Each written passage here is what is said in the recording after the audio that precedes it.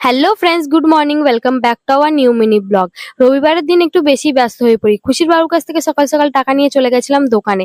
দোকান থেকে এসে খুশির বাবুকে খেতে দিয়ে তারপরে বললাম যে যাও বাজারে চলে যাও।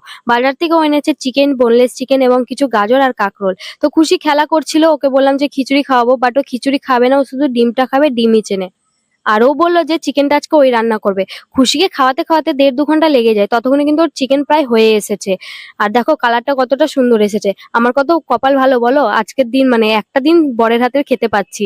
তো যাই হোক, রান্না বান্না কমপ্লিট হয়ে যাওয়ার পরে খুশির বাবুকে বললাম যে একটু দোকানে যাও, কারণ আমার একটা দিদি আসবে এবং তার শাশুড়ি মানে আমার মাইমা আসবে। আর বাকি রান্নাগুলো কিন্তু আমি কমপ্লিট করেই নিয়েছিলাম।